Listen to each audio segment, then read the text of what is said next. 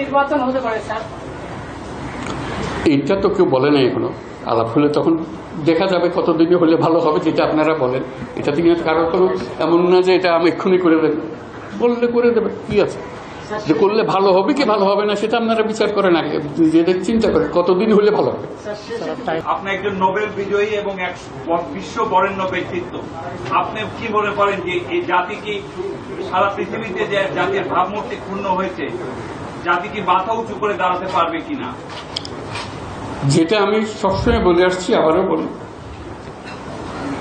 এই জাতির সম্ভাবনা অসীম। এই জাতির যে তরুণ সম্প্রদায়, তার যে সৃজনশীলতা, তার যে উদ্যম অন্য জাতির তুলনায় অনেক অনেক বেশি। এই এতটুকুন জায়গার মধ্যে আমরা 17 কোটি মানুষ থাকি।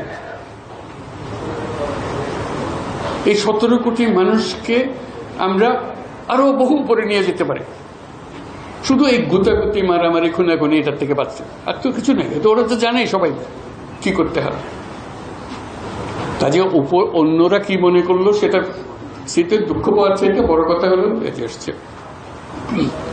বড় কথা হলো যে আমরা নিজেদেরকে কি দেখতে চাই, আমাদের স্বপ্নটা কি, আমাদের স্বপ্ন আমরা বাস্তবায়ন করব। এবং আমাদের স্বপ্ন বাস্তব, আমাদের যে স্বপ্ন, আমাদের যে ক্ষমতা, এটা যদি আমরা করি, পৃথিবীর মানুষ এমনি ভাবা দেবে। পৃথিবীর বহু দেশে তো যাই, কাজে দেখি এর চাইতে ঘনিষ্ঠ একটা জাতি, পরিবারভুক্ত জাতি খুব কম দেশে আছে। আমরা ভাগ্যবান জাতি শিখেছি। কাজেই আমাদেরকে সেই লক্ষ্যে যেতে হবে। বলুন। স্যার, আমরা রাষ্ট্র সংস্কারের কথা বলছি, আমরা রাজনীতির পরিবর্তনের কথা বলছি, গণমাধ্যমের পরিবর্তন কিংবা রাষ্ট্রীয় যে প্রতিষ্ঠানগুলো আসলে নিজের স্বাধীন মতো কাজ করতে পারছিল না, বিচার ব্যবস্থা সহ, সেই পরিবর্তনে স্যার আপনারা কি কাজ করছেন? ওগুলো সব নষ্ট হয়েছে বলে তাকে দুঃখের মধ্যে।